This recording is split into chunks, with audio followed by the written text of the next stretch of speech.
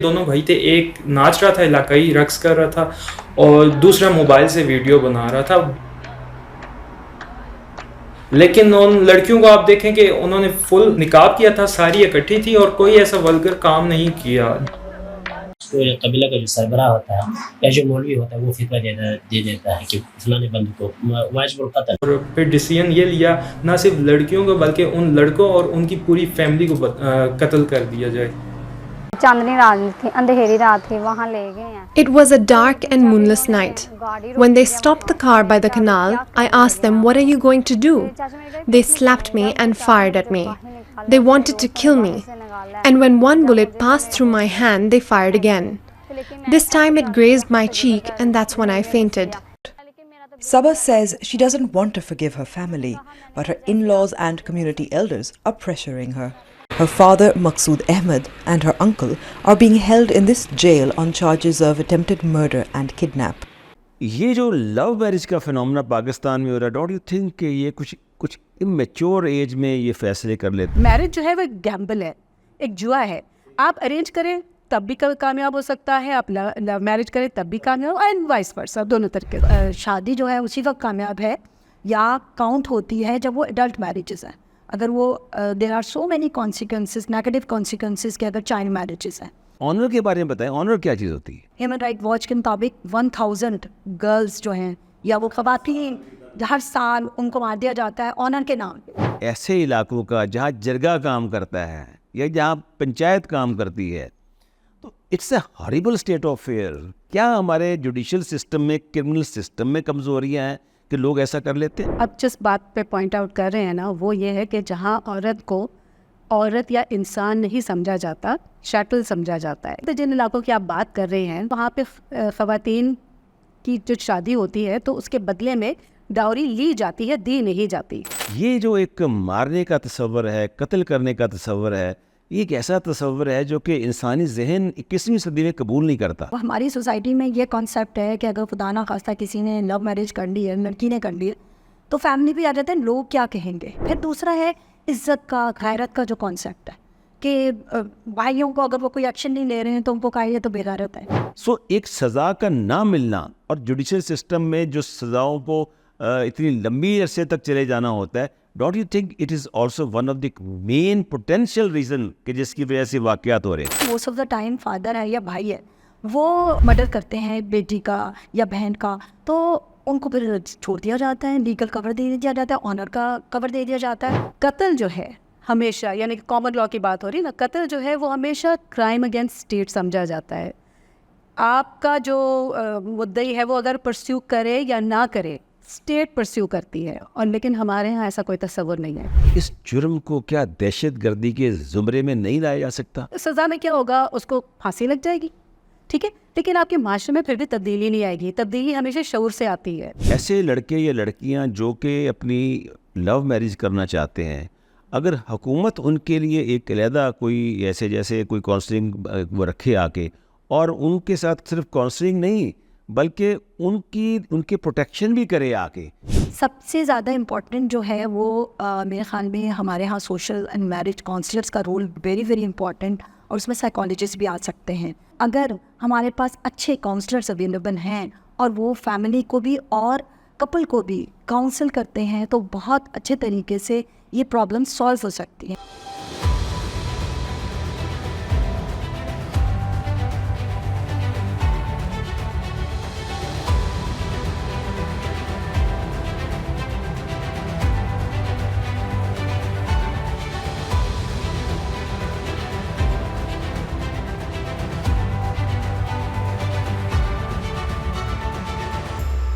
बिस्मिल्लाहिर्रहमानिर्रहीम। नाज़रीन, programme world in focus में आपका होस्ट अब्दुल बासित खान हाज़िर खिदमत है। आज जो हम टॉपिक डिस्कस कर रहे हैं, ये टॉपिक बहुत आम फहम है, बहुत आम लोग भी समझ सकते हैं इसको, हर ख़ास आम भी समझ सकता है। इसमें देखिए, मोहब्बत की शादी का हम अक्सर जिक्र करते हैं कि मोहब्बत की शादियाँ जो हैं आजकल, वैसे तो पाकिस्तान में इसका रेशो बहुत कम है compare to the other parts of the world, लेकिन फिर भी मोहब्बत की शादियाँ कामयाब भी होती हैं। बाज़ मोहब्बत की शादियों में हमारा मुआशरा तंग नज़री का मुज़ाहरा करते हुए उनके साथ बहुत अंतोनाक और बहुत, मैं समझता हूँ कि जुल्म करता है, और ऐसे जो मर्द हजरात होते हैं या ख़वातीन होती हैं उनको मौत की नींद सुला दिया जाता है।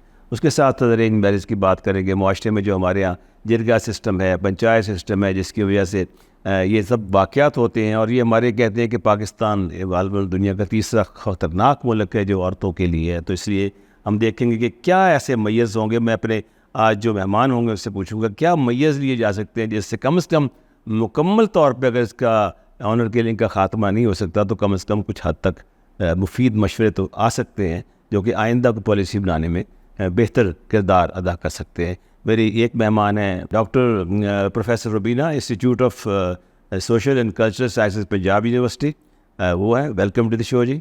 और दूसरी मेरी जो गेस्ट हैं हुज़ैमा बुखारी साहबा, किसी तारफ़ की मोहताज नहीं है, विजिटिंग प्रोफेसर है। ये भी वहाँ जाती हैं माशाल्लाह, लफ्ज़ में भी जाती हैं और उनके बहुत आर्टिकल ख़वातीन के मसाइल के ऊपर छपते हैं, पढ़ते हैं।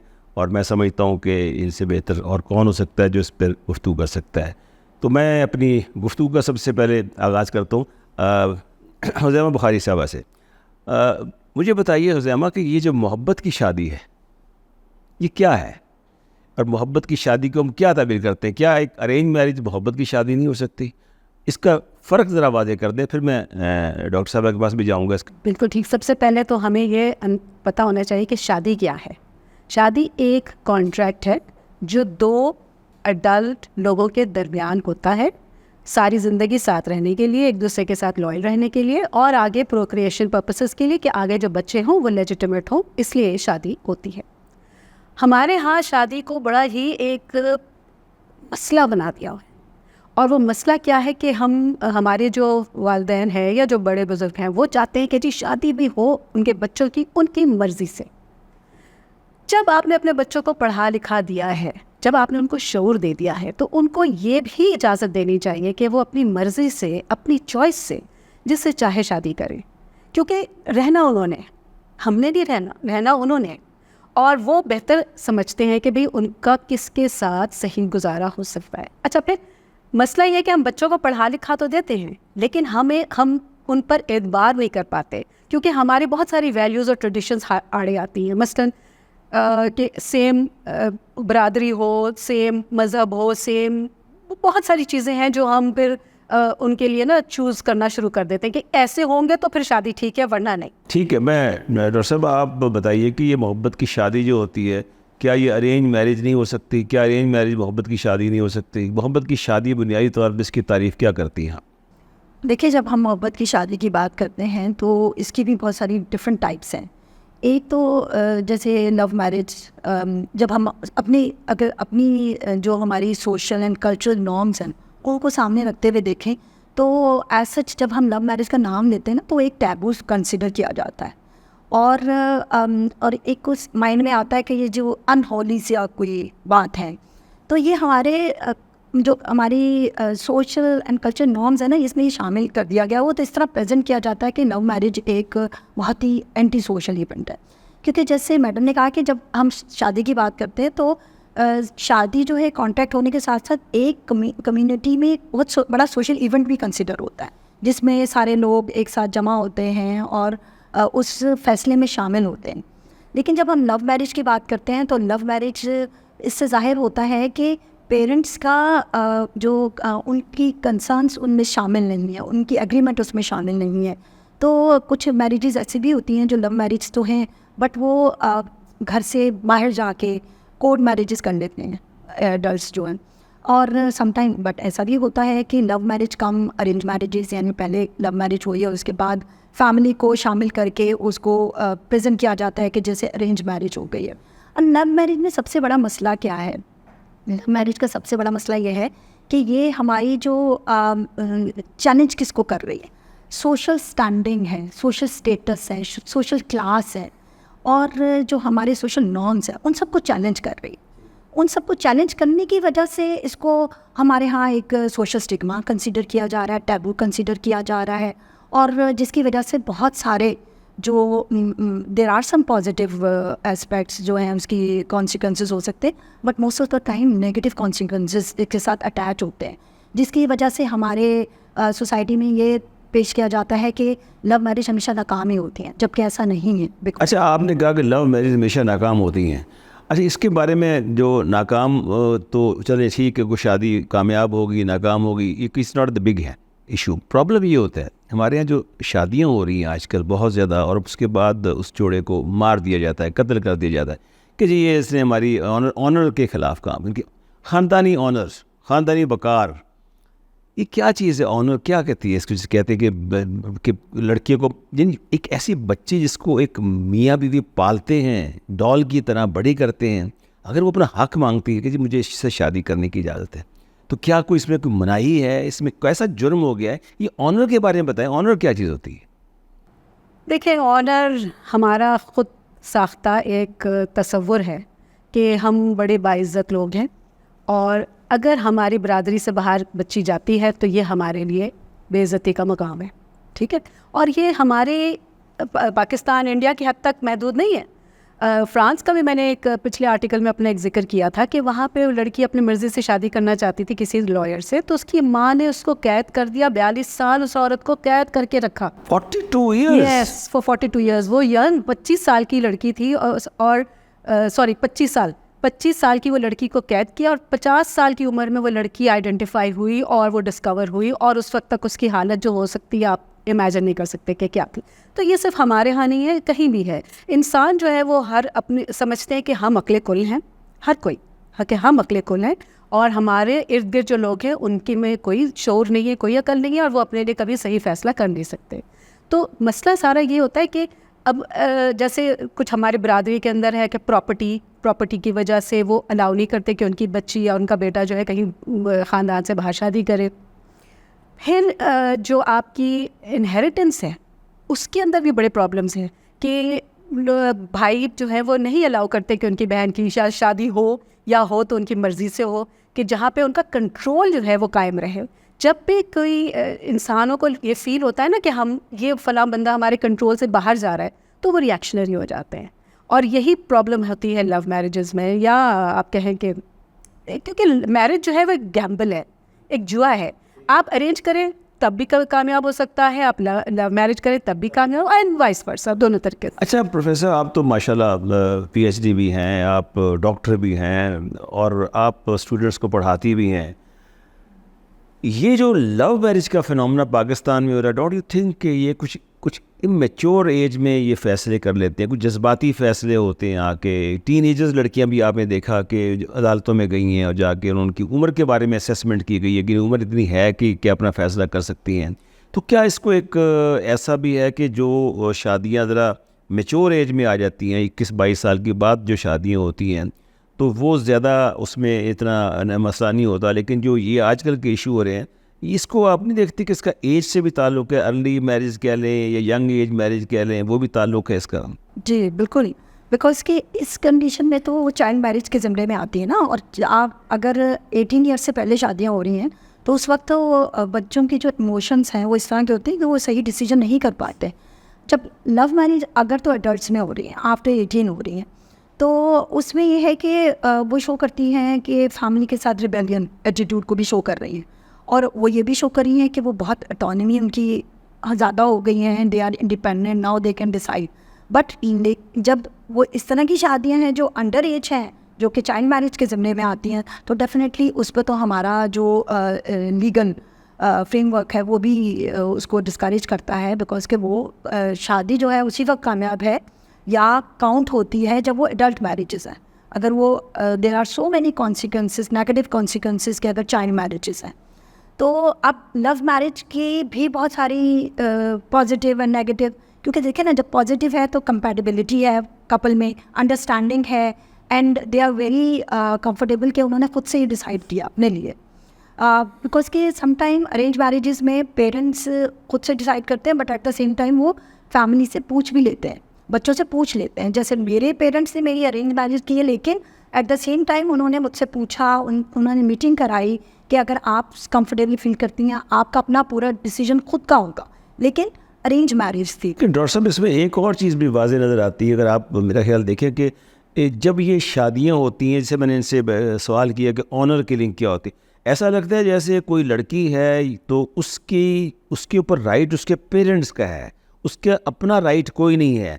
वो यानी या वो भी है या ख़ानदान वाले समझते हैं कि ये ख़वातीन जो हैं ये खुद फैसला नहीं कर सकती, इनको इजाज़त नहीं है, तो लिहाजा अगर ये कोई ऐसा फ़ैसला करेंगी तो उनके ख़ानदान पर उसका इल्ज़ाम आएगा, जी इन्होंने ऐसा फ़ैसला कर लिया या बग़ैर पूछे शादी कर लिए या किसी ऐसे लड़के से शादी कर लिए जिसकी हैसियत अच्छी नहीं है, या किसी ऐसे लड़के से शादी कर ली है जिसकी हैसियत अच्छी है लेकिन वो कहते हैं कि बग़ैर मर्ज़ी से हुई। तो इसका ताल्लुक़ थोड़ा सा ये है कि औरत को ऐसे खिलौना समझा जाता है कि उसका कोई राइट नहीं है, यानी ये मेरा फ़ैसला है, मेरी फैमिली का फ़ैसला है, मैंने इस लड़की का फ़ैसला करना। देखिए, ये तो फंडामेंटल राइट है ना कि पर्सन अपना पार्टनर, चाहे वो लड़का है या लड़की, वो अपनी मर्ज़ी से वो सिलेक्ट कर सकता है, वो चूज़ कर सकता है, जिसके साथ उसकी अफेक्शन है, अंडरस्टैंडिंग है, उसके मुताबिक कर सकता है।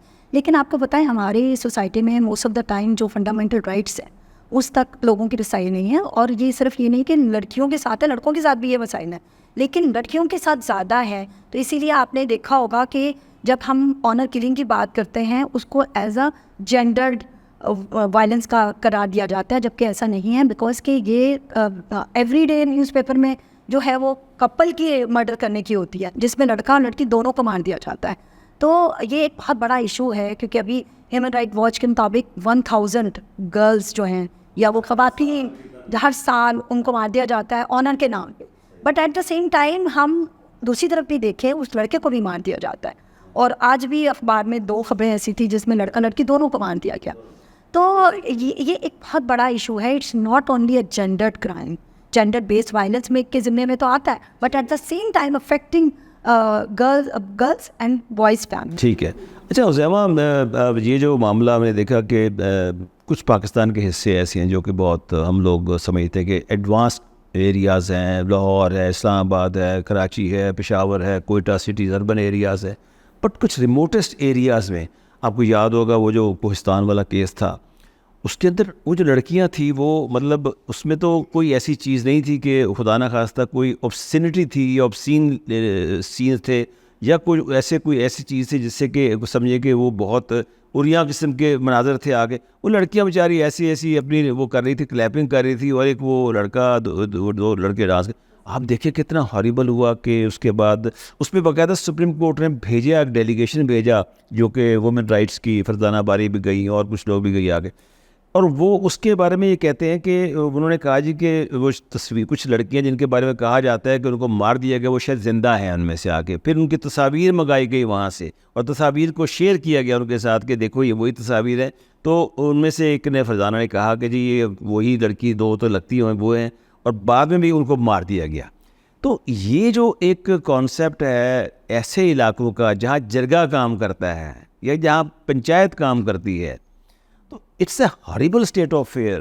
क्या हमारे जुडिशल सिस्टम में, क्रिमिनल सिस्टम में कमज़ोरियाँ हैं कि लोग ऐसा कर लेते हैं? नहीं, ये देखें आप अब जिस बात पे पॉइंट आउट कर रहे हैं ना, वो ये है कि जहाँ औरत को औरत या इंसान नहीं समझा जाता, शैटल समझा जाता है। यानी कि जहाँ पे भी कोई औरत होती है वो अपनी कोई इनफरादी हैसियत नहीं रखती, वो किसी की इज़्ज़त है।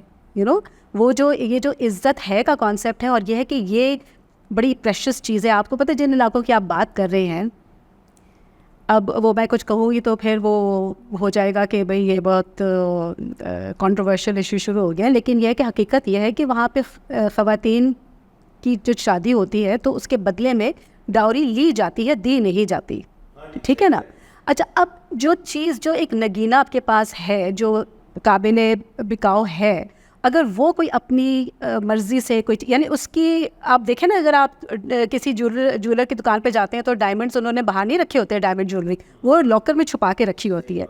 तो ऐसे लोगों के लिए ये डायमंड ज्वेलरी के मुतरादिफ होते हैं कि ये उनको छुपा के इसलिए रखा जाता है कि ताकि इनकी बेस्ट से बेस्ट कीमत लगाई जा सके। वो यही कहती है, बाकायदा उन लड़कियों से इंटरव्यू हुआ वहाँ जाकर, तो उन्होंने कहा जी कि हमें तो इस घर में ही रह कर सब कुछ करना होता है, हम बाहर जाने का तसव्वुर नहीं कर सकती। कोई नाम महरम के साथ अगर मैं नज़र आ जाए, वो वहाँ बाकायदा एक जो उनके वहाँ के कंसर्न जो मौलवी साहब थे, उन्होंने कहा जी कि अगर कोई ऐसा वाक़या हो जाता है इस तरह का, तो हम उसको ऐसा कुछ डैमेज करते हैं जिससे उसका खून निकल आए। यानी अगर सिर्फ देखने की हद तक हो या कोई लड़के के साथ नज़र आ जाए, दूसरी कोई बुराई ना की हो उन्होंने, इस पे भी वो एक इतना एक्शन लेते हैं। तो वो यही वजह है ना कि वो अपनी जो उसको कीमत सही नहीं लगेगी ना, क्योंकि जब उसको जब आप ऑक्शन करेंगे, God forbid I am using very wrong words, लेकिन जब आप उसकी कीमत लगाएंगे तो जितनी वो वर्जन, जितनी वो छुपी हुई, जितनी वो पोशीदा होगी, उतनी ज़्यादा उसकी जो है ना वो एक मार्केट वैल्यू उसकी बनती है। But that's one way of निकलिंग। अच्छा, अब एक चीज़ मैं आपसे सॉरी आपको, मगर ये एक जो जैसे आप देखें कि प्रिंसेस डियाना और की चार्ल्स की शादी हुई बड़े चाव मोहब्बत से हुई, उसके बाद जिस तरह के हालात हुए आपने देखे, सारी बातें हुई।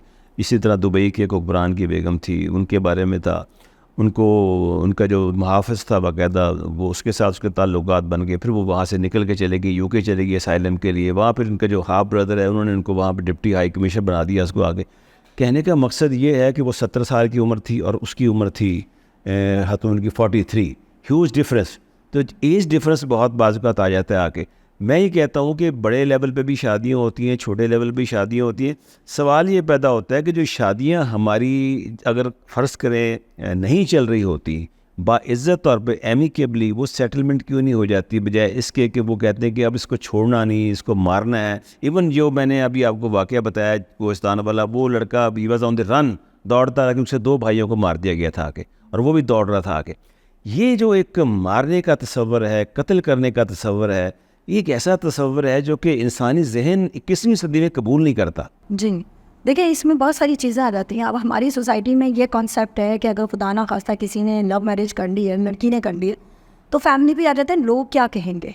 अब जो लोग क्या कहेंगे का कॉन्सेप्ट है ना, ये हमारे माइंड्स में इतना इनग्रेन कर दिया गया है कि लोग क्या कहेंगे, लोगों को बताने के लिए कि जी हमने इनसे बदला ले लिया, इनको मार के, ये इसके पीछे भाग पड़ा। फिर दूसरा है इज़्ज़त का, गैरत का जो कॉन्सेप्ट है कि भाइयों को अगर वो कोई एक्शन नहीं ले रहे हैं तो उनको कहा ये तो बेगैरत है, ये तो इनको तो कोई फ़िक्र ही नहीं, इनकी बच्ची जो है वो घर से मांग गई है। तो इस तरह के जो हमारे यहाँ सोशल नॉर्म्स हैं ना, स्टीरियोटाइप्स हैं, इनग्रेन कर दिए गए हैं लोगों के माइंड्स में, सोशलाइजेशन का हिस्सा बना दिए गए हैं। इन सारी चीज़ों को देखने की ज़रूरत है, क्योंकि जब तक ये चीज़ें चेंज नहीं देखेगा कौन, आपने कहा देखने की ज़रूरत है। अब थोड़ा सा ये बताइए हमें कि ये जो ऐसे मामलात होते हैं जिसमें ऑनर किलिंग, जैसे आपने खुद बताया कि हज़ार का फिगर भी मैं समझता कम पड़ गया, जिस तरह आजकल बहुत तेज़ी से वाक़यात हो रहे हैं, ज़्यादा ख़वातीन मर्डर कर दी जाती। इसके लिए जो सोसाइटी को क्या रोल करना चाहिए और हुकूमत का जो रोल है। देखिए, कंदील का वाक़या हुआ था, उस वाक़े में बाकायदा वो उन्होंने कहा कि जी कि माँ बाप ने शायद से माफ़ कर दिया उस लड़के को, तो उसके ऊपर फिर स्टेट ने कहा कि स्टेट के अगेंस्ट क्राइम है, ह्यूमैनिटी के अगेंस्ट क्राइम है, we will not spare him. बात ये है कि इससे भी काम चलता है। जो हमारा जुडिशल सिस्टम है इतना वीक है, ईयर्स एंड ईयर्स लग जाते हैं। आप देखिए कि केसेस के अंदर बड़े हाईलाइटेड केसेस, मुकद्दम का नूर मुकद्दम का केस देखिए, आगे सबको पता था, आज तक उसका फैसला नहीं हो सका, बंदे को सज़ा नहीं मिली।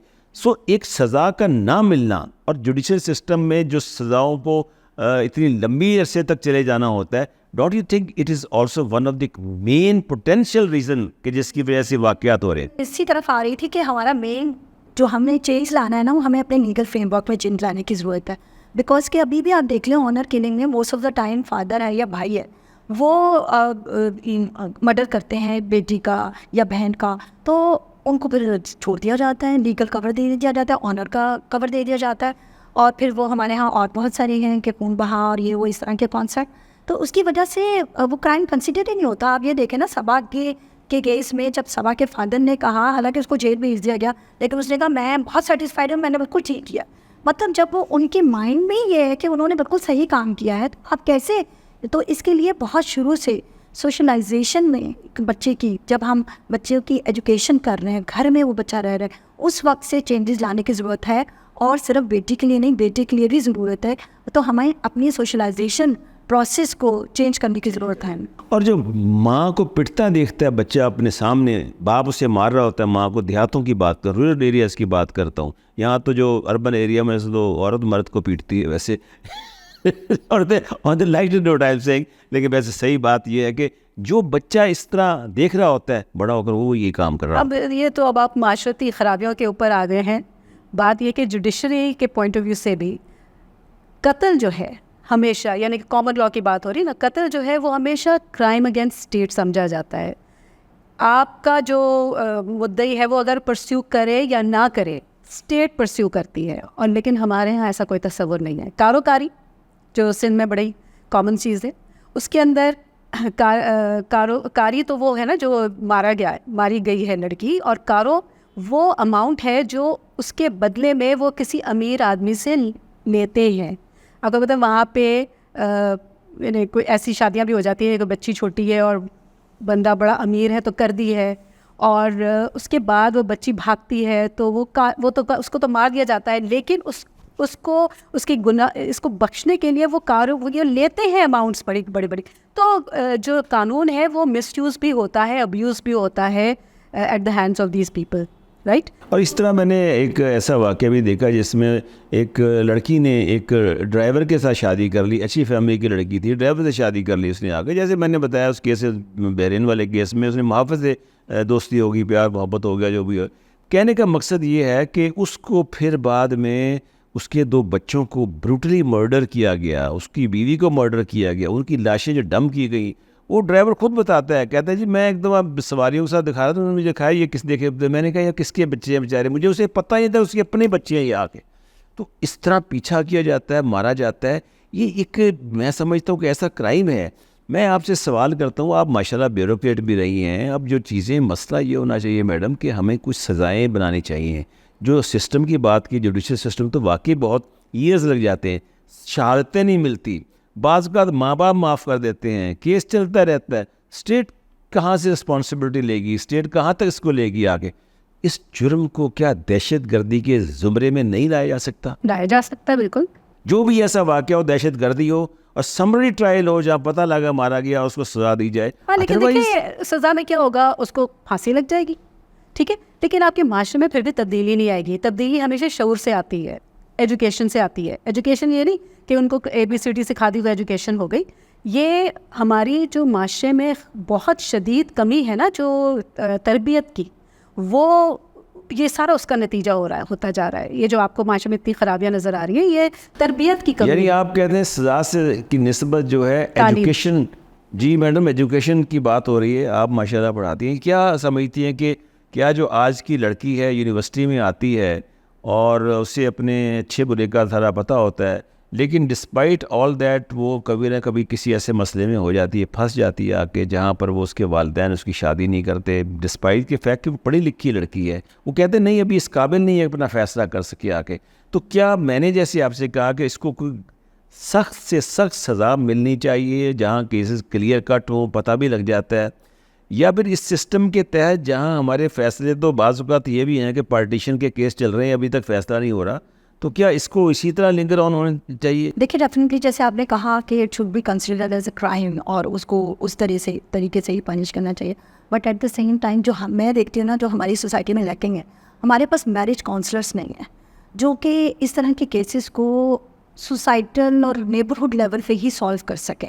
बिकॉज के देखें, अगर बच्चे या बच्ची ने शादी कर ली है अपनी मर्ज़ी से और उसके बाद हमारे पास मैरिज काउंसलर्स मौजूद हैं जो उनका पैचअप फैमिली के साथ करा देते हैं और फैमिली को भी काउंसलिंग करते हैं उनकी, तो मेरे ख्याल में बहुत सारे मसले जो है वो नेबरहुड लेवल पे ही सॉल्व हो सकते हैं। और मैडम एक और चीज़, हाँ आपने बड़ी अच्छी बात की, एक और चीज़ मेरी सजेशन है, आप इस पर ज़रूर कमेंट दीजिएगा। अगर फ़र्ज़ करें ऐसे लड़के या लड़कियां जो कि अपनी लव मैरिज करना चाहते हैं, अगर हुकूमत उनके लिए एक अलहदा कोई ऐसे जैसे कोई काउंसलिंग वो रखे आके, और उनके साथ सिर्फ काउंसलिंग नहीं बल्कि उनके प्रोटेक्शन भी करे आके, क्योंकि ये सॉफ्ट टारगेट बन जाते हैं बच्चे इस तरह के जब शादी हो जाती है। यहाँ तक होता है कि वो कहीं दूसरे शहर में जाके बस गए, 8-10 साल हो गए, 3-4 बच्चे पैदा हो गए, फिर वो जाकर बच्चों को भी मार देते हैं उनके पेरेंट्स, और उसको मियाँ बीवी को मार देते हैं। तो मैं ये कहता हूँ कि इसके ऊपर आप नहीं समझती कि कोई ऐसा भी होना चाहिए कि कोई सिस्टम बनना चाहिए कि एक लड़का लड़की शादी करते हैं, हुकूमत का एक ऐसा ऑर्गेनाइजेशन हो, डिपार्टमेंट हो, जहाँ वो जाकर अपने आप को रजिस्टर कराएं आके, और उनका पुलिस के साथ भी इंटरेक्शन हो, सब कुछ हो चीज़ें, और वो बाकायदा इसको मतलब वाक़या तो यही होता है ना, शादी हो जाती है, लव मैरिज होगी, उसके बाद 8 साल बाद, 2 साल बाद, 6 महीने बाद, 2 महीने बाद मर्डर हो जाते हैं। इसको किस तरह रोका जा सकता है?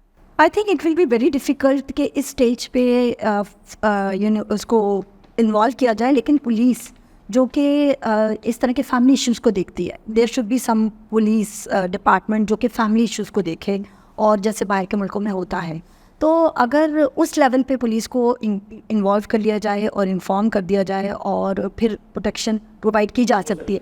बट सबसे ज़्यादा इम्पॉर्टेंट जो है वो मेरे ख्याल में हमारे यहाँ सोशल एंड मैरिज काउंसलर्स का रोल वेरी वेरी इंपॉर्टेंट, और उसमें साइकोलॉजिस्ट भी आ सकते हैं। बिकॉज कि जब हम लव मैरिज की बात करते हैं ना, तो ये एक पर्सनल चॉइस के ज़िम्मे में आता है। पर्सनल चॉइस का मतलब है इंडिविजुअल कैपेबिलिटी, लेकिन जब हम अरेंज मैरिज पे आते हैं तो इसका मतलब सोशल चॉइस है ये, और कम्युनिटी कैपेबिलिटी कहलाती है, सोशल कैपेबिलिटी।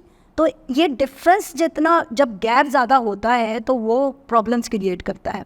लेकिन अगर हमारे पास अच्छे काउंसलर्स अवेलेबल हैं और वो फैमिली को भी और कपल को भी काउंसल करते हैं, तो बहुत अच्छे तरीके से ये प्रॉब्लम सॉल्व हो सकती है। इसका मतलब ये कह रही हैं कि हमारी हुकूमत को चाहिए कि NGOs को या ऐसे लोगों को ज़रूर एम्पावर करना चाहिए जो इस तरह से मोहम्मद मामन साहब हो सकते। लव मैरिज घूंघट उठाता है लड़की का, कहती है आप क्या, आपका चांद जैसा चेहरा है, खूबसूरत है, बहुत अच्छी हो, प्यारी हो, ये हो, वादे मोहब्बत सब कुछ होते हैं, फिर कुछ अरसे बाद वो मोहब्बत ख़त्म हो जाती है। ये भी लव मैरिज का एक हिस्सा है। फिर वो ताने देती है बीवी, तुम तो बड़े मेरी तारीफ़ें किया करते थे, अब तुम्हें मैं बुरी लगने लगी हूँ। इसमें क्या पेरेंट्स का भी रोल होता है? जो लव मैरिजेस होती हैं, क्या वो भी इसमें अपना पार्ट प्ले करती हैं कि वो मियाँ बीवी की लड़ाई हो जाती है? देखिए, एग्रीमेंट में 3 चीज़ें शामिल होती हैं, ऑफ़र, एक्सेप्टेंस और कंसिडरेशन। ये 3 चीज़ें होती हैं जिससे एक कॉन्ट्रैक्ट मुकम्मल अपनी शक्ल इख्तियार करता है। अब ये डिपेंड करता है कि शादी किस बुनियाद पे हो रही है, शक्ल सूरत की बुनियाद पे हो रही है, पैसे की बुनियाद पे हो रही है। यानी लव मैरिज में भी तो ये कंसिडरेशन हो सकती है ना कि एक खातून है, उसके बड़े खूबसूरत लंबे बाल हैं, तो जनाब वो लड़का बिल्कुल, ये लड़का लड़की को ट्रैप करता है कि बड़ी अमीर लड़की है, ये अमीर लड़की है। अब किसी वजह से वो उसके बाल कट जाते हैं, अब मुझे बताएं कि उनकी मोहब्बत क्या ख़त्म हो जाएगी? कंसिडरेशन के ऊपर डिपेंड करता है कि आपकी कितनी जो बुनियाद है आपके एग्रीमेंट की, वो कितनी स्ट्रॉन्ग है। अगर तो वो प्यार और मोहब्बत की वाकई in the true sense of the words अगर वो है, तो फिर चाहे कुछ भी हो, चाहे वो पतली से मोटी हो जाए या मोटी से पतली हो जाए, या जो भी उसकी चेंजेस आए, उसकी डार्लिंग रहनी चाहिए, जो भी, हाँ, उसकी वो मोहब्बत अगर कायम है दोनों पार्टीज़ में, तो फिर वो काफ़ी अरसे तक चलेगी, ठीक है ना। लेकिन जब वो असल चीज़ ही ख़त्म हो जाए, पैसा ख़त्म हो जाए, तो ये पैसा आनी जानी चीज़ है। आज कोई अमीर है, कल को गरीब हो गया, कोई प्रॉब्लम आ गई, या वो लड़की को इनहेरिटेंस में कुछ ना मिला, तो क्या वो उसको छोड़ देगा?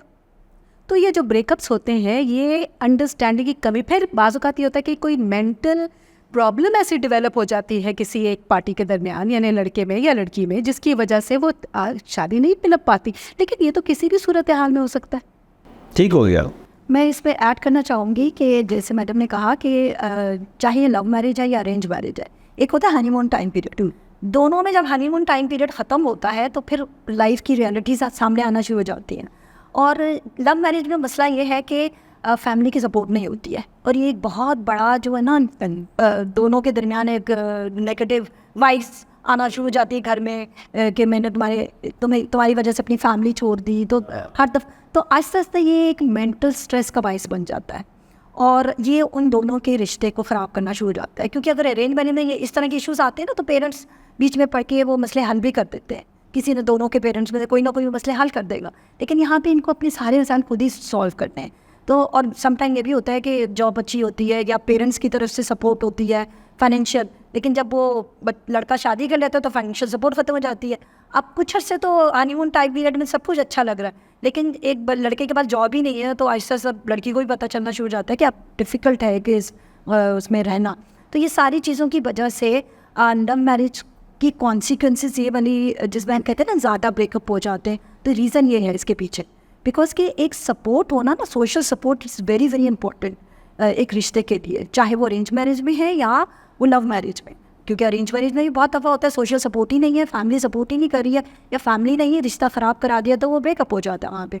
लेकिन लव मैरिज में ये इशू ज़्यादा होते हैं, बिकॉज कि उसमें तो ना लड़का या लड़की, किसी की भी फैमिली जो है सपोर्ट करने को तैयार नहीं होती है। अच्छा, आप समझते हैं कि लव मैरिज जो है, अगरचे हमारे यहाँ इसका रेशो बहुत कम है पाकिस्तान में, लेकिन ये ज़्यादा बढ़ रहा है आहिस्ते आहिस्ते, is growing with the passage of time, और ये ज़्यादातर पढ़े लिखे लोगों में, अर्बन एरियाज़ के अंदर ये ज़्यादा है, जहाँ दोनों फैमिलीज़ के लोग पढ़े लिखे हैं ख़ास तौर पे, तो वो इसको इनकरेज कर लेते हैं और वो कहते हैं ठीक है जनाब, लड़का राज़ी लड़की राज़ी, क्या करेगा काजी, तो ठीक है जी इनकी शादी कर दी जाए। तो वहाँ ये शादियाँ जो चलती हैं, मैं समझता हूँ कि इस लिहाज से भी कामयाब होती हैं कि वो शादियों में उनके पेरेंट्स की मर्ज़ी होती है, और साथ ही कि पेरेंट्स इनलाइटेंड और एजुकेटेड होते हैं। But compare to that in the rural areas where this problem is growing very fast, सबसे ज़्यादा वहाँ हो रहा है कि जहाँ एक देहात की लड़की जो होती है वो एक media, I am talking about the media, social media, ये भी एक हमारी यहाँ पाकिस्तान का एक बड़ा इशू बन गया है, जिसकी वजह से ये इश्यूज़ आ रहे हैं। और मीडिया में अगर कोई चीज़ ट्रैवल करती है, जैसे पाकिस्तान की लड़कियों की एक मूवी चली और वो उनकी वीडियो क्लिप चला तो उसके बाद वो उन लड़कियों को मारा गया, इसी तरह वो भी एक चीज़ होती है जिसकी वजह से भी आप नहीं समझती कि मीडिया को एक प्रॉपर एक अच्छा रोल प्ले करना चाहिए इसके लिए? डेफिनेटली मीडिया का रोल बहुत ज़्यादा इंपॉर्टेंट, ना सिर्फ इस इशू पे, हर इशू पे ही मीडिया का रोल, क्योंकि मीडिया जो है सबसे स्ट्रॉन्ग पावर है इस वक्त। तो जैसे आपने कहा कि ज़्यादा बढ़ रहा है लव मैरिज का, इट्स ट्रू, बट आपको पता है जो एजुकेटेड लोग हैं ना, वो अपना रैशनल डिसीजन मेकिंग उनकी रैशनल होती है, कोई ना कोई उनका रीज़न होता है कि वो इस तरफ जा रहे होते हैं, और फैमिली को भी कन्विंस करने की ज़्यादा उनमें पावर होती है। बट जो रूरल एरियाज़ है जहाँ पे ये इशूज़ ज़्यादा बढ़ रहे हैं, छुप के भागने का कल्चर, इस तरह के भी इशूज़ ज़्यादा हैं वहाँ पे, क्योंकि बहुत दफ़ा फैमिलीज़ में एग्री नहीं होती, बिकॉज के वहाँ पे कास्ट सिस्टम ज़्यादा स्ट्रॉन्ग है, क्लास सिस्टम ज़्यादा स्ट्रॉन्ग है, तो इस वजह से वहाँ पे ज़्यादा इश्यूज़ आते हैं। और जब मीडिया पे या जो हमारे ड्रामास इस वक्त दिखाए जा रहे हैं उसमें इस तरह की चीज़ें दिखाई जाती हैं, तो वो ज़्यादा उस कल्चर से इन्फ्लुएंस होकर लड़कियाँ बहुत दफ़ा ये डिसीजन ले लेती हैं। तो इसलिए मीडिया को अपना जो पोर्ट्रे करने की ज़रूरत है ना, एक तो वुमेन का जो रोल है बहुत पॉजिटिव स्ट्रॉन्ग रोल पोर्ट्रे करने की ज़रूरत है। हमारे यहाँ हमेशा वीक रोल प्रेजेंट किया जाता है। फिर यह है कि डिसीजन मेकिंग में किस तरह वो अपनी जो है डिसीजंस जो है अपने फैसला खुद से कर रहे, लेकिन उसके पीछे कोई ख़ास रीज़न है, लॉजिक है। तो इस तरह की चीज़ें दिखाई जाए ताकि हमारे जो यंगस्टर्स हैं, जो यूथ हैं, उनको भी सही डिसीजन मेकिंग की पावर उनमें आ सके और वो इन चीज़ों को पॉजिटिव वे में लेकर अपने मुताबिक डिसाइड कर सकें। But at the same time जो हमारी फैमिली वैल्यूज़ हैं, हमारे नॉर्म्स हैं, वो एक दिन में ख़त्म नहीं होंगे, उसके लिए हमें बहुत कुछ काम करने की ज़रूरत है। बट उनको वैल्यूज़ को भी हमें देखने की ज़रूरत है, किस तरह अपनी वैल्यूज़ को पॉजिटिव वे में करके इन सारे इश्यूज़ पे जो है वो उसको पॉजिटिविटी की तरफ आ सकते हैं। उज़ैमा, आप भी माशाल्लाह, उम्मीद है कि अब आपकी भी लव मैरिज हुई होगी, डेफिनेट लव मैरिज है। लव मैरिज में एक जैसे हमारे यहाँ मसाइल आते हैं कुछ फैमिलीज़ में, जो मैंने जिक्र भी किया है कि कुछ अरसे के बाद वो जो कैफियत होती है चाँद सूरज वाली और सितारों वाली रोशनी और मोहब्बत प्यार, कुछ चीज़ें हो जाती हैं जिससे आपने कहा कि नहीं, इसको एक्सेप्ट करना चाहिए इस चीज़ को, जो जिनकी बॉन्ड्स मजबूत हो, स्ट्रॉन्ग बॉन्ड्स होते हैं। इन बॉन्ड्स को स्ट्रॉन्ग करने के लिए ख्वाह वो लव मैरिज है या ख्वाह वो एक अरेंज मैरिज है, क्या मैयर से क्या क्या क्या चीज़ें होनी चाहिए जिससे कि ये चीज़ रिश्ता मजबूत हो? सबसे पहले तो देखें ना, किसी एक फैमिली का बैकिंग बहुत ज़रूरी है कि वो आपको सपोर्ट कर रही है। ये बहुत बड़ी एम्पावरमेंट होती है जब चाहे वो लड़के की फैमिली हो या लड़की की फैमिली हो, कोई भी एक फैमिली सपोर्टिव हो। ये बजाते खुद एक कपल के लिए बहुत एम्पावरिंग फैक्टर होता है। तो जब वो होते हैं तो फिर वो हिम्मत जुड़ती है आपकी, और आपके अंदर वो जज्बा पैदा होता है कि हाँ, हम इसको कामयाब करेंगे, चाहे उसके लिए हमें थोड़ी बहुत कुर्बानियाँ भी देनी पड़े, कोई हर्ज नहीं है, लेकिन ये कि हम इसको कामयाब करेंगे। सो वो जो एक जो ऑब्जेक्टिव है आपका कि हमने इसको कामयाब करना है, और हर ऊंच नीच के ज़रिए से गुजर के हम, यानी apart from the physical temptation कि आप फिजिकली कितने खूबसूरत हैं, आपकी आदत कैसी हैं, आपका बोलना चालना कैसा है, आप बिहेवियर कैसा है आपका, आप अपने हस्बैंड को कितना वो रखती हैं, कंफर्टेबल रखती हैं, और वाइस वर्सा कि वो हस्बैंड भी है, कितनी अंडरस्टैंडिंग उसकी है अपनी बीवी के बारे में। तो ये दोनों चीज़ें वो इट गोज बोथ। अच्छा, एक और चीज़ है मैडम कि हमारे यहाँ बाहर बात करते हैं, हम कंपेयर करते हैं इसके साथ एडवांस कंट्रीज के साथ, बहुत ज़्यादा ममालिक के साथ, वहाँ जो है ना, वहाँ पॉलिटिकल इंस्टेबिलिटी नहीं होती, वहाँ सोशल जो सेक्टर बड़ा स्ट्रॉन्ग है, NGO स्ट्रॉन्ग हैं, वहाँ काफ़ी हद तक दूसरी चीज़ें जो है वो एक्लिप्स हो जाती है। तो इसमें आप नहीं समझते, पाकिस्तान का मेजर इशू भी ये है कि हमारे यहाँ पॉलिटिकल स्टेबिलिटी बहुत है, जिसकी वजह से कोर्ट्स और हमारी अदालतें, police, they are always stuck up in other issues, जो इन इश्यूज़ को मतलब कंट्रोल करने के लिए, इस चीज़ को एड्रेस करने के लिए they have not competent people like doctor साहबा ने भी कहा कि एक कंसल्टेटिव सेशन होना चाहिए, कंसल्टेशन होनी चाहिए, ये और ये फ्री होनी चाहिए। तो वो तो ज़ाहिर है, देखें जहाँ पे पॉलिटिक्स आपका के अंदर इंसान आपका टारगेट ना हो और दूसरी तीसरी चीज़ें हो, तो वहाँ तो फिर इस तरह का कि बदनज़मी तो होगी, इसमें कोई हैरत की बात नहीं है। और जिन मुल्कों की आप बात कर रहे हैं वहाँ पे भी बड़े प्रॉब्लम्स आते हैं, लेकिन ये कि वो इस चीज़ को प्रोपगेट करते हैं और उसको वाकई एक आयरन हैंड के साथ उस चीज़ को फिक्स करते हैं, जब ताकि उनकी तरह यानी और मज़ीद केसेस ना हो। लेकिन हमारे यहाँ तो ये ऐसी चीज़ नहीं है। चलिए, हम प्रोग्राम के ऑलमोस्ट आखिरी हिस्से में आ गए हैं। मैं डॉक्टर साहब, मैं आपसे चाहता हूँ कि जो हमें लव मैरिज का तो ठीक है, ये चीज़ें हमारी सोसाइटी का हिस्सा है, अरेंज मैरिज भी होती है। हम थोड़ा सा ये सोच रहे थे कि जो वाक़यात हमारे मुल्क में होते हैं, ख़ास तौर पे हमारा मेन ये था कि ऑनर किलिंग जो होती हैं, और औरत जो है हमारे इस सोसाइटी का 50% तकरीबन बन गया है। हम कह तो देते हैं कि जी 48% है, 49, लेकिन 50% से मैं समझता हूँ ज़्यादा है। इसके बारे में हमारे जो अदद व शुमार है, मैं तो उन पर कभी ज़्यादा रिलाई नहीं करता। कम अज़ कम चलो 50% ही लगा लें आप इसको। एक ऐसे 50% सेगमेंट ऑफ सोसाइटी को औरत जो होती है अगर पढ़ी लिखी के साथ साथ एम्पावर्ड हो, जॉब कर रही होती है आके, तो आप नहीं समझती कि उसके लिए जो ऐसे मसाइल आते हैं तो उसमें ज़्यादा कंफर्टेबली, ज़्यादा इजीली, ज़्यादा जिसे कहते हैं कि एक हिकमत अमली के साथ इन इश्यूज़ को एड्रेस कर लेती हैं जो हमारे ऑनर किलिंग के होते हैं? बिल्कुल, ना सिर्फ ऑनर किलिंग के, उससे रिलेटेड जितने भी हैं वो बेहतर तरीके से उनको देख सकती हैं। तो इसलिए हमें सबसे ज़्यादा ज़रूरत है कि हमने अपने यूथ को, लड़का है या लड़की है, उनको एम्पावर करना है। एम्पावर कैसे करना है? हमने एजुकेशन के थ्रू, अवेयरनेस के थ्रू, एक्यूरेट इंफॉर्मेशन प्रोवाइड करके। बिकॉज कि इस वक्त बहुत सारे ऐसे इश्यूज़ हैं, जैसे हम हेल्थ लिटरेसी की बात करें तो हमारे लोगों को बहुत सारे इश्यूज़ पे पता ही नहीं है कि वो अपनी डिसीजन मेकिंग कैसे कर सकें। तो जब मैं बात करती हूँ ना लिटरेसी, इसका मतलब है sometime educated people they don't have accurate information regarding different issues. तो उसके लिए ज़रूरी है कि उनको एक्यूरेट इन्फॉर्मेशन हो ताकि वो अपनी डिसीजन मेकिंग उसके मुताबिक कर सकें, उस सिनेरियो में कर सकें। तो इसके लिए हमें ज़्यादा से ज़्यादा वुमेन एम्पावरमेंट पे काम करने की ज़रूरत है। अपनी बच्चियों को एजुकेशन और हायर एजुकेशन में ज़्यादा लेने की ज़रूरत है। अभी तो ये इट्स वेरी जो जिसमें कहूँ खुश आइन बात है कि हर डिस्ट्रिक्ट में एक यूनिवर्सिटी बन चुकी है और उस यूनिवर्सिटी में लड़कियों की तादाद ज़्यादा है। किसी भी आप यूनिवर्सिटी की स्टैटिस्टिक्स उठा के देखें, 60-70% गर्ल्स अब एजुकेशन में आ रही हैं। तो अब जैसे जैसे हमारी जो बच्चियां हैं वो एजुकेशन में आएंगी तो हमें ये भी ज़रूरत है कि उनके लिए इकनॉमिक अपॉर्चुनिटीज़ भी क्रिएट करें। तो अगर इकनॉमिक अपॉर्चुनिटीज़ नहीं क्रिएट करेंगे तो वो एजुकेटेड तो हैं but they are not financially independent. और साथ ये भी अम्मा, मेरा ख्याल है कि जो हमारे यहाँ मियाँ बीवी का एक रिश्ता होता है, ताल्लुकात होते हैं, मोस्टली आपने देखा है कि जब शादी के बाद कुछ अरसे बाद वो ताल्लुकात ख़राब हो जाते हैं आके। अब उसके अंदर कोई तीसरा थर्ड पर्सन इंट्रूडर आ जाता है आके। वो अगर फ़र्ज़ करें बीवी को टेकन फॉर ग्रांटेड लेता है, कहता है ये बीवी तो मेरे, जैसे हम कहते हैं हमारे यहाँ बहुत के पैर की जूती है जी, उसे कहा जाना जी ये बीवी तो हमारी प्रॉपर्टी बन गई है आगे। पहले माँ बाप की प्रॉपर्टी थी, आज हमारी प्रॉपर्टी बन गई है।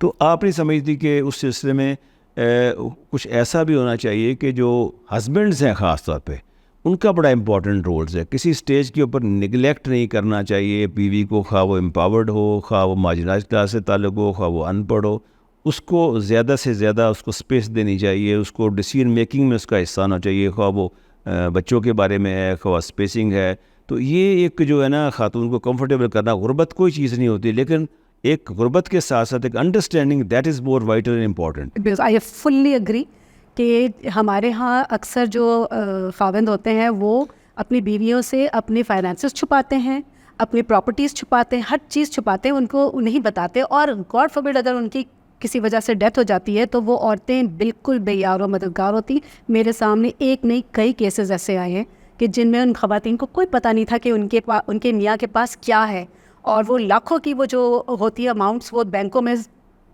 स्टेट ले लेती है, उनके पास कुछ नहीं होता। और ये वजह यही है कि उनको वो कॉन्फिडेंस में नहीं लेते।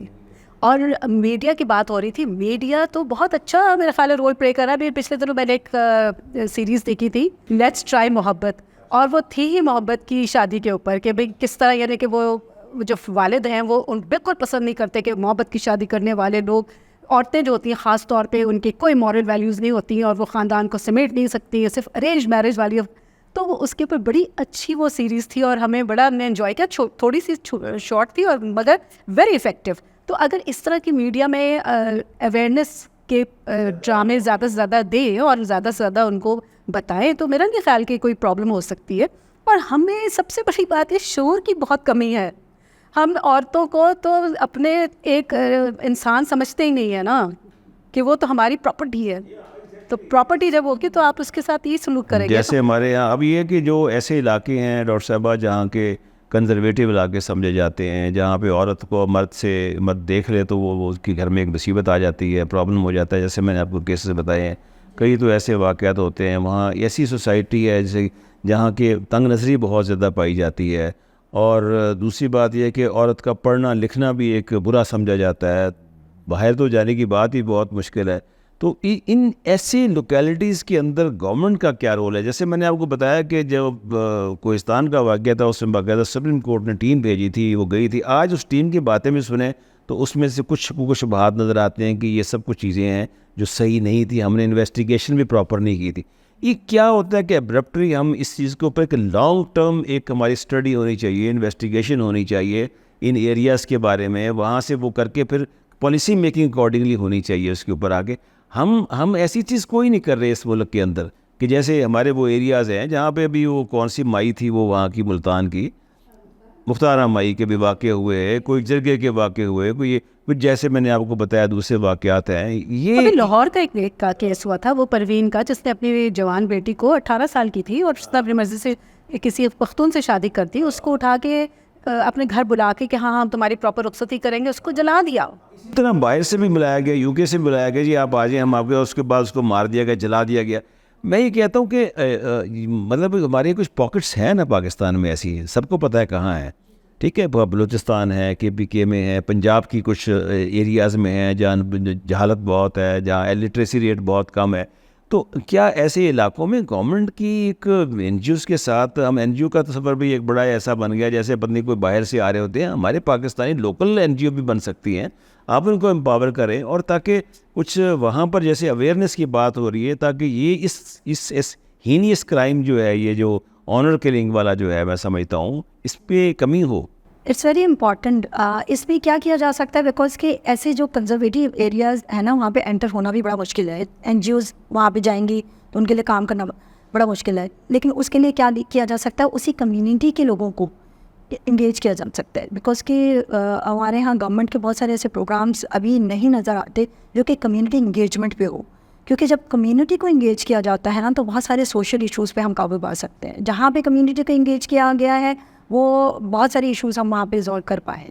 तो इसलिए देखने की ज़रूरत है कि वहाँ पे कौन इन्फ्लुएंशियल है, क्योंकि इन्फ्लुएंशियल लीडर है वहाँ का, कोई पॉलिटिकल लीडर है, चाहे वो सोशल एक्टिविस्ट है, चाहे वो रिलीजियस लीडर है, या चाहे वो एजुकेशन से रिलेटेड है, टीचर है कोई, तो जो भी इन्फ्लुएंशियल है वहाँ पे उनको इंगेज करने की ज़रूरत है और उनके थ्रू कम्युनिटीज़ में अवेयरनेस। और लास्टली एंड फाइनली उज़ैमा, ये गुर्बत भी एक बड़ा एक अहम मसला है। आप देखें कि जिन एरियाज़ में ये चीज़ें वाक़यात हुए हैं, जो मैं जिक्र भी किए हैं आपको, वहाँ पर पहुँचना ही बड़ा मुश्किल होता है वहाँ। और इवन जब वो उनकी सुप्रीम कोर्ट के ऑर्डर पर टीम गई थी, हेलीकॉप्टर पे गई थी, वो कहते कई दफ़ा रास्ते में ऐसे हुआ कि अल्लाह खैर करे पहुँच जाए आगे, फिर आगे से किस सच एरियाज़। अब आप बताएं कि ऐसे एरियाज़ में जब तक आप उनको कंसेशन नहीं देंगे, उनको सहूलतें नहीं देंगे, उनको आराम नहीं देंगे, उनको फैसिलिटेट नहीं करेंगे, उनके लिए एंटरटेनमेंट्स नहीं बनाएंगे, तो उनके एटीट्यूड माइंड तो रफ होंगे। फिर इसके लिए अब आपका जो गवर्नमेंट का स्ट्रक्चर है ना, वो नाक़िस है। इस्लामाबाद में बैठ के अगर सुप्रीम कोर्ट का कोई जज कोई ऐसा फैसला करता है, उसको ग्राउंड रियलिटीज़ का कोई पता नहीं है। देखिए हाँ, आपके यहाँ लोकल गवर्नमेंट नहीं है। लोकल गवर्नमेंट अपने इलाके के अंदर लॉ एंड ऑर्डर और इस किस्म की चीज़ों को देख सकती है, वो नहीं है आपके पास। यहाँ जो भी कोई वाक़या होगा सीधा आप सेशन कोर्ट में जाएंगे, जो वहाँ के इलाके के पास नहीं है, जो मतलब कहीं और लोकेटेड है। तो ये किस तरह फिर कोई आपकी ना कोई फैसले हो सकते हैं ना कुछ। तो लोकल गवर्नमेंट का एक्टिव होना बहुत ज़रूरी है, और लोकल गवर्नमेंट से ये चीज़ें अपने लेवल के ऊपर इस चीज़ को संभाल सकती है। और वो मोहल्ले पर और ये जो यानी लोकली, अब आप गवर्नमेंट की बार बार बात कर रहे हैं ना, तो गवर्नमेंट इस्लामाबाद में लाहौर में बैठ के गवर्नमेंट कुछ नहीं कर सकती जब तक कि वो उनके पॉइंट्स पे ना जाके ये सब कुछ करें। बहुत शुक्रिया आपका, थैंक यू उज़ैमा बुखारी। नाज़रीन, आज हमने जो गुफ्तगू की, यकीनन ये गुफ्तगू तमाम तर वाक़यात का अहाता नहीं कर सकती, और ना ही ये ऐसी गुफ्तगू है जिससे हम समझते हैं कि क्राइम एकदम से ख़त्म हो जाएगा। लेकिन इन एनी वे हमारा कुछ ऐसा मामला तो ज़रूर है कि हम इन चीज़ों को डिस्कस कर रहे हैं, जिक्र कर रहे हैं, और जो नाज़रीन हमारे इस प्रोग्राम को देखें तो उनको अंदाज़ा होना चाहिए। लेकिन सबसे अहम बात जो मैं समझता हूँ मेरे दोनों मेहमानों ने कही है वो बड़ी इंपॉर्टेंट है कि government should take stock of the situation, कि गवर्नमेंट का ज़्यादा इंपॉर्टेंट रोल है, खा वो प्राइवेट सेक्टर को, NGOs को एम्पावर करे या मुतहरिक करे, खा वो अपने निज़ाम में तब्दीली लेकर आए, खा क्रिमिनल जस्टिस प्रोवाइड करे, स्पीडी जस्टिस होना चाहिए। और दूसरी अहम बात यह है कि ऐसे इलाकों की बाकायदा एक स्टडी होनी चाहिए, और वहाँ पर ख़ास तौर पर ना सिर्फ स्टडी हो बल्कि उन इलाकों में सहूलतें देनी चाहिए ताकि थोड़ा सा उनको भी महसूस हो, पता लगे कि वो भी इस मुल्क के ऐसे बाशिंदे हैं जो कि दूसरों के साथ जैसे जैसे अर्बन एरिया में फैसिलिटीज़ हैं वही फैसिलिटीज़ उनको मिल रही हैं।